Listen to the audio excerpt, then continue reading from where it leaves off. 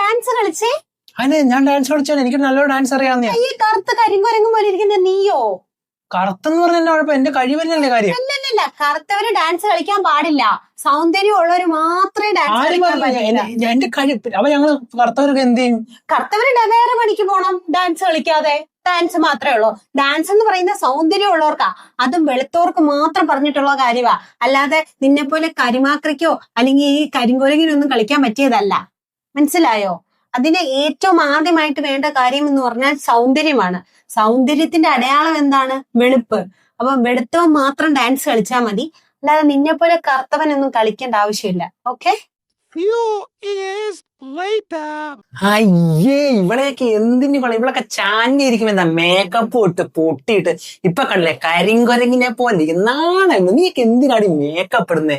ലിപ്സ്റ്റിക്കും ഇട്ട് തേങ്ങ ഇട്ട് മാങ്ങ ഇട്ട് അവിടെ ഇരിക്കും. നാണോ? നീ കരിങ്കുരങ്ങിനെയൊക്കെ പിടിച്ചാ നീ TV ഇടിച്ചാക്ക നാശത്തിനെയൊക്കെ എങ്ങനെ കാണും? സൗന്ദര്യമാണ് കാര്യം. അപ്പൊ നിങ്ങൾ കുറച്ചു മുമ്പ് കണ്ടതുപോലെ നമ്മുടെ സത്യഭാമയിൽ തുടങ്ങി ഇപ്പൊ സുജയ പാർവതിയിൽ വരെ വന്ന് നിൽക്കുകയാണ്. അപ്പൊ സൗന്ദര്യം എന്ന് പറയുന്നത് എന്താണ്? ഒളിഞ്ഞും തെളിഞ്ഞും എല്ലാവരും സൗന്ദര്യം എന്ന് പറയുന്ന ഒരു കാര്യം എല്ലാവരും കൺസിഡർ ചെയ്യുന്നതാണ്. പക്ഷേ അതാരും തുറന്നു പറയാൻ വേണ്ടിയിട്ടുള്ള ഒരു ധൈര്യം കാണിച്ചിട്ടില്ല. ആ ഒരു ധൈര്യം കാണിച്ചത് സത്യഭാമയാണ്. അപ്പോ സത്യഭാമയെ കുറ്റം പറഞ്ഞ കുറെ ആൾക്കാരുണ്ട്. അവര് വീണ്ടും ഈ സുജയ പാർവതിക്ക് ഈ ഒരു ഇഷ്യൂ വന്നപ്പോ അതിനെ സപ്പോർട്ട് അതിനും വീണ്ടും കുറ്റം പറയുന്ന ആൾക്കാരുണ്ട്. അപ്പൊ ഇന്ന് നമ്മൾ ചർച്ച ചെയ്യാൻ പോകുന്ന ഈ കുറച്ച് കാര്യങ്ങളൊക്കെ തന്നെയാണ്, അല്ലെ? അതെ, കാരണം നമ്മളൊരിക്കലും സത്യഭാമയെന്ന് ഒരാളെ സപ്പോർട്ട് ചെയ്യുന്നില്ല. പണ്ട് സത്യഭാമനെ കുറിച്ചൊരു ഇഷ്യൂ ഉണ്ടായി. നമുക്കറിയാം, നമ്മുടെ കലാഭവന്റെ അനിയനെ കുറിച്ച് ഒരു പരാമർശം വന്നു. സത്യഭാമ പറഞ്ഞു സൗന്ദര്യമാണ് ഇപ്പൊ അദ്ദേഹത്തിന് ഫസ്റ്റ് കൊടുക്കാത്ത മെയിൻ കാരണം ഡാൻസ്. ആ ഒരു കലാരൂപത്തിൽ സൗന്ദര്യത്തിന് മാർക്കിടേണ്ടതാണ്. അദ്ദേഹത്തിന് സൗന്ദര്യമില്ല, അദ്ദേഹം കറുത്തതായതുകൊണ്ട് സൗന്ദര്യം, വെളുപ്പിനാണ് സൗന്ദര്യം ഉള്ളതെന്നൊക്കെ പറഞ്ഞ് ഭയങ്കര പരാമർശങ്ങളൊക്കെ ഒന്ന് ഭയങ്കര വിവാദമായി. അവർക്ക് വീടിന്റെ വെളിയിൽ പോലും ഇറങ്ങാൻ പറ്റാതെ ചുറ്റും ആൾക്കാർ വന്ന് ബഹളം ഭയങ്കര പ്രശ്നമായിരുന്നു. പക്ഷേ അവര് പറഞ്ഞൊരു കാര്യം ശരിയാണ്, വെളുപ്പിന് സൗന്ദര്യം ഉണ്ടെന്നല്ല നമ്മൾ പറഞ്ഞത്. എത്രയൊക്കെയാണെന്ന് പറഞ്ഞാൽ പോലും ഇപ്പൊ ഈ ഇങ്ങനത്തെ ഒരു കാര്യം വരുമ്പോൾ ഇനി എതിർത്ത് സംസാരിക്കുന്നവർ പോലും എനിക്ക് പേഴ്സണലി തോന്നിയിട്ടുണ്ട്. അതായത് ആഫ്റ്റർ ഓൾ അവരും വെളുപ്പെന്ന് പറഞ്ഞ ആളുകളാണ് ഫസ്റ്റ് ഓഫ് ഓൾ അതിനെ തന്നെ നോട്ട് ചെയ്തത്. ഈ നാട്ടിൽ നടക്കുന്ന ഒരു കാര്യമാണ്. അതിന് ഏറ്റവും എക്സാമ്പിൾ ഇപ്പോൾ പറഞ്ഞ പോലെ നമ്മുടെ ഈ സുജയ പാർവതിയുടെ ഇഷ്യൂ. അതായത് ആ പുള്ളിക്കാരി ഇപ്പം മേക്കപ്പ് ഇല്ലാതെ ഇറങ്ങി, അല്ലെങ്കിൽ മേക്കപ്പ് ഇല്ലാതെ അയാൾ യഥാർത്ഥ രൂപം കണ്ടു. അതിനിപ്പോ എന്താണ് പ്രശ്നം? ഇച്ച കറുത്തിരുന്നല്ലോ. അതിന് എന്തൊക്കെയാണ് കമന്റ് ബോക്സിൽ കിടന്ന് കുരു പൊട്ടിക്കും ആൾക്കാര്. എന്താണ് എലി വെള്ളത്തിൽ ചാടിയെന്നോ മറ്റേ വാസന്തി എന്നൊക്കെ പറഞ്ഞാണ് ഇപ്പൊ പുള്ളിക്കാരി അറിയപ്പെടുന്നത്. അതെയാ, ഈ സത്യഭാമേനെ തെറി പറഞ്ഞ ഇതേ ആൾക്കാർ തന്നെയാണ് ഇപ്പൊ സുജയ പാർവതിയുടെ കമന്റ് ബോക്സിൽ കിടന്ന് കുരു പൊട്ടിക്കുന്നത്. സത്യം പറഞ്ഞാൽ ആക്ച്വലി ഇതിനകത്ത് രണ്ട് കാര്യങ്ങളുണ്ട്. ഒന്ന്, ഇവരിങ്ങനെ പറഞ്ഞൊരു മോശം കാര്യം. സുജയ പാർവതി മേക്കപ്പ് എന്ന് പറഞ്ഞാൽ അവർക്ക് ഇഷ്ടമുള്ള പിടു ഇടായിരിക്കും, അത് അവരുടെ കോൺഫിഡന്റ് അവരുടെ കാര്യങ്ങളെല്ലാം ആയിക്കോട്ടെ, അതൊക്കെ ഒന്ന്. അതിനെ ഇങ്ങനെ മോശമായി പരാമർശം ചെയ്തത് എനിക്ക് യോജിപ്പില്ല, അതൊരു കാര്യം. രണ്ടാമത്തെ കാര്യം, ഇതൊരു ഇവരുടെ തന്നെ ഒരു പരിപാടിയാണ്, ചാനലിന്റെ. കാരണം ബിഗ് TV എന്ന് പറഞ്ഞ പുതിയ ചാനൽ വന്നേ ഉള്ളൂ. അപ്പൊ ആ ചാനലിൽ ആൾക്കാരിലേക്ക് എത്തിക്കാൻ വേണ്ടിയുള്ള ഇവരുടെ ഒരു ടാക്ടിക്സ് ആണോ എന്ന് നമുക്കറിയില്ല.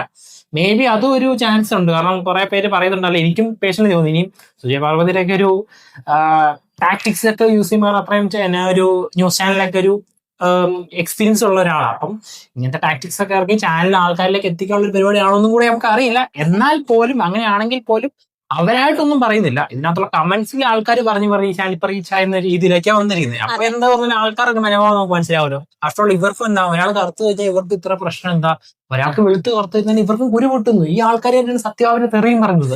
ഡബിൾ സ്റ്റാൻഡാണ്. ഇതെന്താണ്? അതെ. പിന്നെ എനിക്ക് തോന്നിയ ഒരു കാര്യം എന്താന്ന് വെച്ച് കഴിഞ്ഞാലുണ്ടല്ലോ, ഈ സത്യഭാമയെ എതിർത്തവരെല്ലാരും തന്നെ ഇപ്പം കുറെ ഫേമസ് ആയിട്ടുള്ള റിയാക്ഷൻ ചെയ്യുന്ന കുറെ ചാനലുകളുണ്ട്.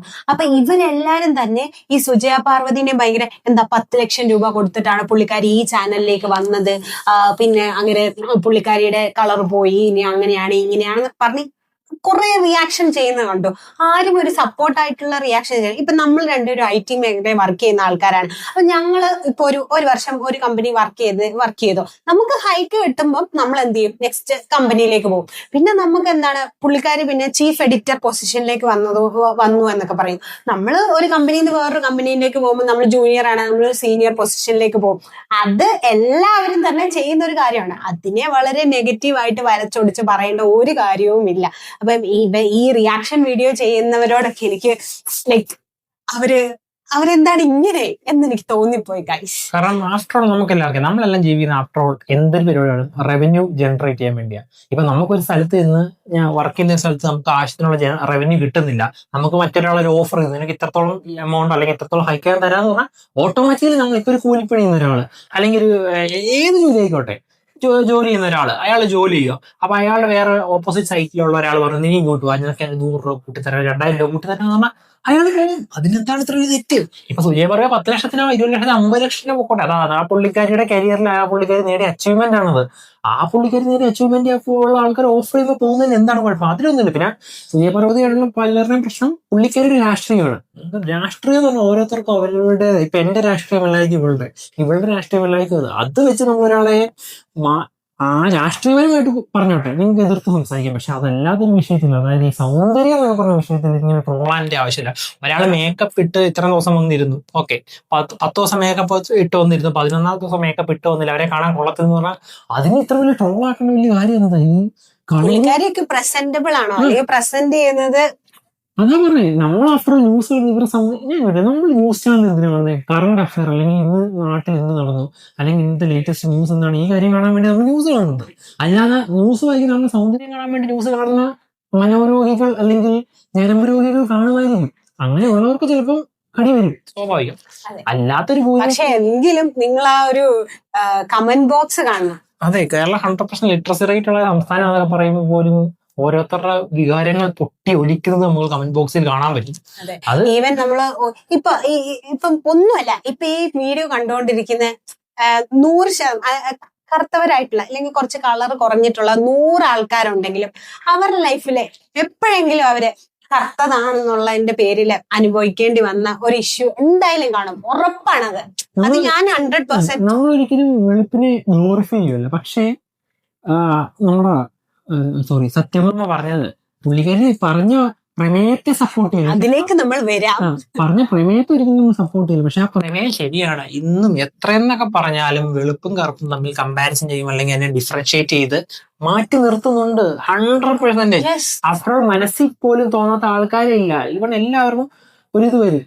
അല്ലെങ്കിൽ പിന്നെ ഇന്നത്തെ കാലത്ത് ഞാൻ സിമ്പിൾ ആയിട്ട് പറയാം, ഇന്നത്തെ കാലം fair and lovely, fair and ഹാൻഡ്സത്തിനൊക്കെ പരസ്യം എന്തിനാണ് ക്രീം വെച്ച് വെളുക്കുന്നതെന്ന് പറയുന്നത്? കാരണം ആ കറുപ്പെന്ന് പറഞ്ഞാൽ ഞാനൊരു കറുത്ത ആളാണല്ലോ എന്ന് ഓർക്കുമ്പോൾ എന്റെ മനസ്സിൽ ഒരു കോംപ്ലക്സ് രൂപപ്പെടുന്നുണ്ട് ഇന്നത്തെ കാലത്ത്. അത് സ്വാഭാവികമാണ്, അത് ഉണ്ട്. ഇല്ലെന്ന് ഒരിക്കലും എത്രയൊക്കെ ആയിട്ട് ഇല്ല എന്ന് പറഞ്ഞാൽ പോലും അങ്ങനത്തെ കാര്യങ്ങളും നമ്മുടെ സൊസൈറ്റി നടക്കുന്നുണ്ട്. എത്രയൊക്കെ പറഞ്ഞാലും ഉള്ള കാര്യമാണ്. പക്ഷെ അത് അതിനുവേണ്ടി സപ്പോർട്ട് ചെയ്യുന്നില്ല. നമ്മള് ഒരു കറുപ്പും വെളിച്ചനും തമ്മിൽ നമ്മളെടുത്ത് മാറ്റി വെക്കേണ്ട ആവശ്യമൊന്നുമില്ല. അത് നമ്മൾ സപ്പോർട്ട് ചെയ്യുന്നത്. പക്ഷെ ഇങ്ങനൊരു കാര്യമുണ്ട്. പുള്ളിക്കാരി പറഞ്ഞത് ശരിയല്ലേ പോലും പറഞ്ഞതിന്റെ പ്രമേയത്തിൽ കുറെ അർത്ഥമായിട്ടുള്ള കാര്യമുണ്ട്, അല്ലെങ്കിൽ കുറെയൊക്കെ നടക്കുന്ന കാര്യം തന്നെയാണ്. അതെ, ഡാൻസ് മേഖലയിലൊക്കെ ഒരുപാട് നടക്കുന്ന ഒരു കാര്യം തന്നെയാണ്. പിന്നെ നമ്മൾക്ക് നമ്മുടെ സത്യഭാമ ഒരു കാര്യം കൂടെ വന്ന് പറഞ്ഞു, നമ്മുടെ മറ്റേ ബിഗ് ബോസിലെ നന്ദനയ്ക്കെതിരെ വന്നിരുന്നു. അവളുടെ മുഖം മറ്റേ എന്താണ് ലോറി കയറി പോയതാണ്, അങ്ങനെയാണ് ഇങ്ങനെയാണ് കുറെ പരാമർശം നടത്തിയിരുന്നു. സോ നമ്മള് സത്യഭാമയെ സപ്പോർട്ട് ചെയ്യുന്നില്ല, അതുകൊണ്ടാണ് നമ്മൾ ഈ ഒരു കാര്യം കൂടെ ഇവിടെ ചർച്ച ചെയ്യാന്ന് വിചാരിക്കുന്നത്. കാരണം ഞാൻ പുള്ളിക്കാരിക്ക് കുറച്ച് മുടിയുണ്ട്, ഞാൻ 68 വയസ്സായിട്ട് ഞാൻ വെളുമ്പിയാണെന്നുള്ള ഒരു സാധനം പുള്ളിക്കാരിക്കുണ്ട്. ആ ജനറേഷന്റെ പോരായ്മ ഉള്ള ഒരു മനുഷ്യത്തെയാണ് പുള്ളിക്കാരി. അതായത് നമ്മുടെ പൂർവികരായിട്ടുള്ള ജനറേഷനുള്ള ആൾക്കാരാണ്. അന്നത്തെ നമുക്കറിയാം പണ്ടുകാലത്തെ സിനിമകളിലൊക്കെ ഈ പണ്ടത്തെ സിനിമകളിലൊക്കെ ഹ്യൂമർ ഉണ്ടായിരുന്നു. അതായത് മെലിഞ്ഞ ഒരാളെ കളിയാക്കുന്നു, കറുത്ത ഒരാളെ കളിയാക്കുന്നു, ഇതൊക്കെയാണ് പണ്ടത്തെ സിനിമയുടെ ഹ്യൂമർ. അത് ഒരു കാലത്ത് എല്ലാവരും കയറി നമ്മുടെ പിതാക്കളാണെ പോലും മാതാപിതാക്കളാണെ പോലും നമ്മളാണെ പോലും രസിച്ചൊരു കാലമുണ്ട്. പക്ഷെ ഇന്ന് നമ്മൾ വളർന്നു വന്നപ്പോഴാണ് അതൊരു കോമഡി അല്ലാതായി നമുക്ക് തോന്നുന്നത്. അത് നമ്മുടെ മെച്യൂരിറ്റി. പക്ഷെ അവര് ജനിച്ചു വളർന്നു വന്ന കാലഘട്ടം അതാണ്. സോ അവർക്കിനി ഒരു ചേഞ്ച് അല്ലെങ്കിൽ ഒരു ചേഞ്ച് അഡാപ്റ്റ് ചെയ്യുക എന്ന് പറഞ്ഞാൽ ഇമ്പോസിബിൾ ആയിട്ടുള്ള കാര്യമാണ്. അവർക്ക് ഒരിക്കലും ഇത്, കാരണം ഇത്രയും 19 വയസ്സോളം ആയ ആൾക്കാരാണ്, 68 വയസ്സോളം ആയവരാണ്. അവരൊരിക്കലും ഇനി ഒരു ചേഞ്ചിലേക്ക് അഡാപ്റ്റ് ചെയ്യണം. കാരണം അവർ ജീവിച്ചു വന്ന ശൈലി അവരുടെ പൂർവ്വകാരങ്ങളാണ്, അത് അവരെ അഡാപ്റ്റ് ചെയ്ത് അവരൊന്നും ചെയ്യില്ല. അപ്പൊ അവർക്കൊരിക്കലും മാറില്ല. അവരതാ ശരി ഓർത്തിരിക്കുന്നത്. ഇപ്പോഴും ഇന്നത്തെ കാലത്ത് പഴയ ആൾക്കാരൊക്കെ ഈ കോവിഡ് ഗ്രേറ്റ് ഇന്ത്യൻ കിച്ചൺ എന്ന സിനിമ ഉണ്ടല്ലേ, അങ്ങനെയുള്ള സ്ഥലങ്ങൾ ഇപ്പോഴും ഉണ്ട്. അതാണ് ഓരോരുത്തരെ വളർത്തിക്കൊണ്ട് വന്ന രീതിയാണ്. അവർ ഇതിൽ വളർത്തിക്കൊണ്ട് വന്ന ഒരാൾ പെട്ടെന്ന് മാറുമെന്ന് പറഞ്ഞാൽ അവർക്ക് അക്സെപ്റ്റ് ചെയ്യാൻ പറ്റത്തില്ല. അവരെ നന്നാക്കാൻ പറ്റത്തില്ല. അവർക്കെതിരെ വന്നാലും ഇനി മേ ബി നമ്മൾക്കെതിരെ അവർ വരാമായിരിക്കും. അതെ, നമുക്കെതിരെ ചിലപ്പോൾ കമന്റ് കിടന്ന് വെച്ചവര് പലതും പറയും. നമുക്ക് നോ പ്രോബ്ലം. ബട്ട് ഇതൊക്കെയാണ് അത്. നിങ്ങൾക്ക് അക്സെപ്റ്റ് ചെയ്യാൻ പറ്റുന്നില്ലെങ്കിൽ പിന്നെ ഒന്നും പറഞ്ഞിട്ട് കാര്യമില്ലല്ലോ. എന്നാണ് അക്സെപ്റ്റ് ചെയ്യാൻ മാക്സിമം ഇത് റിയലൈസേഷൻ ഉണ്ടാകണമെങ്കിൽ അതിനൊരു മെച്യൂരിറ്റി വേണം. ആ മെച്യൂരിറ്റി ഇല്ലാത്തവരോടൊന്നും പറഞ്ഞില്ല. ഒരു വിധത്തിൽ മതം എന്നുള്ള സാധനം ഇത് തന്നെയാണ്. ചെറുപ്പം തൊട്ടേ മനുഷ്യന്റെ തലയ്ക്ക് അത് ഇഞ്ചക്ട് ചെയ്ത് വിട്ട് കഴിയുമ്പോൾ വലുതായി കഴിഞ്ഞാൽ എത്ര ആരൊക്കെ വന്ന് കൗൺസിലിംഗ് എടുത്താൽ പോലും അവൻ സമ്മതിക്കത്തില്ല. ഞാൻ പറയുന്നതാണ് ശരി, ഞാൻ പഠിച്ചാണ് ശരി എന്നുള്ള ഇതാണ് എല്ലാ കാര്യവും. നമുക്ക് ചിന്തിക്കാൻ ശേഷി ഇല്ലെങ്കിൽ, അല്ലെങ്കിൽ നമ്മുടെ നമ്മുടെ സൊസൈറ്റി ജീവിക്കാൻ, നമ്മുടെ സൊസൈറ്റിയിൽ 100 പേര് നമ്മളോട് ഒരു കാര്യം ഇങ്ങനെ പറഞ്ഞ് ഓട്ടോമാറ്റിക്കലി സൊസൈറ്റി ജീവിച്ച് വളരുന്നവന് ആ രീതിയിലേക്ക് തന്നെ പോകും. സ്വാഭാവികമായിട്ടുള്ള കാര്യമാണ്. അത് കുറ്റം അറിയാന്ന് വെച്ചാൽ സൊസൈറ്റി 100% പറഞ്ഞ സൊസൈറ്റിയുടെ കുറ്റം. കാരണം ഒരു കൊച്ചുണ്ടായി വരുമ്പോൾ, ഞാൻ പണ്ട് നിങ്ങളോടൊരു വീഡിയോ പറഞ്ഞിട്ടുണ്ടെന്ന് തോന്നുന്നു, നമ്മളൊരു വീഡിയോ പറഞ്ഞിട്ടുണ്ട്. അതായത് കൊച്ചുണ്ടായി വരുമ്പോൾ ആ കൊച്ചിന്റെ മനസ്സെന്ന് പറഞ്ഞൊരു ബ്ലാങ്ക് പേപ്പർ പോലെയാണ്. ആദ്യം മാതാപിതാക്കൾ കുറെ കോറി അതിനകത്തിടും. അത് കഴിഞ്ഞ് അവിടെയുള്ള ഫാമിലിക്കാരും കുറെ കോറിയിടും. പിന്നെ സമൂഹത്തിലുള്ളവർ കുറെ കോറിയിടും. ഇതെല്ലാം കോറിയിട്ട് അതിൽ നിന്ന് ഡെവലപ്പ് ചെയ്ത് വരുന്നതാണ് അവന്റെ ഒരു സ്വഭാവം. സോ ഇങ്ങനത്തെ ടോക്സിസിറ്റി നടക്കുന്ന ആൾക്കാർ നമ്മുടെ ചുറ്റുപാടും ഉണ്ടെങ്കിൽ ഓട്ടോമാറ്റിക്കലി ഇതൊക്കെ എടുത്തു വെച്ചാൽ നമുക്കൊരു കേരള സ്റ്റോറി ആക്കാം. അത് ശരിയാണ്. ഇതൊക്കെ വേണമെങ്കിൽ ആൾക്കാർക്ക് വേണമെങ്കിൽ നമ്മളെ കുറിച്ച് ക്ലിയർ പറയുന്ന കാര്യങ്ങളാണ്. ഒരിക്കലും അല്ല പറയുന്നില്ല. കറുപ്പ്, പിന്നെ എന്താണ് മതം, ജാതി. ഇപ്പം മറ്റേ റെനീഷ ഇഷ്യൂ, ആ ഇഷ്യൂ, ഇതൊക്കെ നമുക്ക് ആക്കാൻ പറ്റുന്ന ഒരു കാര്യം നമ്മുടെ കേരളത്തിന് നടക്കുന്ന കാര്യമാണ്. പിന്നെ ഞാൻ പറഞ്ഞേ ഓരോരുത്തരുടെ എന്തായാലും സത്യഭാമയുടെ വായ അടങ്ങും. ഇനി അടുത്ത ഏറെ ആരാണെന്നൊക്കെ നമുക്ക് നോക്കാം.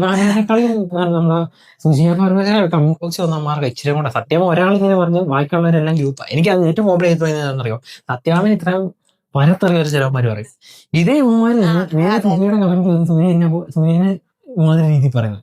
ഇതാണ് നിന്റെ അതെ, ഇതിന് മൾട്ടിപ്പിൾ ഡേർട്ടി ഡിസോർഡർ എന്നൊക്കെ നമ്മള് മലയാളത്തിൽ പറയും. ഇംഗ്ലീഷ് ഞാൻ പറയുന്നില്ല. അയ്യോ. അപ്പം എന്തായാലും ഇതൊക്കെയാണ് നമ്മുടെ ഈ കൊച്ചു കേരളത്തിൽ ഇപ്പൊ നടന്നുകൊണ്ടിരിക്കുന്ന ചില വികൃതമായ കാര്യങ്ങൾ. അപ്പൊ നമ്മൾ കൂടുതൽ പറഞ്ഞ് എല്ലാവരും ബോറടിപ്പിക്കുന്നത് ഇതാണ് ഇപ്പോൾ വന്നുകൊണ്ടിരിക്കുന്ന കാര്യം. ഇതിനെക്കുറിച്ച് നിങ്ങളുടെ അഭിപ്രായം നിങ്ങൾ കമന്റ് ഇടുക. അപ്പൊ നമ്മൾ അടുത്ത വീഡിയോ വരുന്നതാണ്. Bye bye.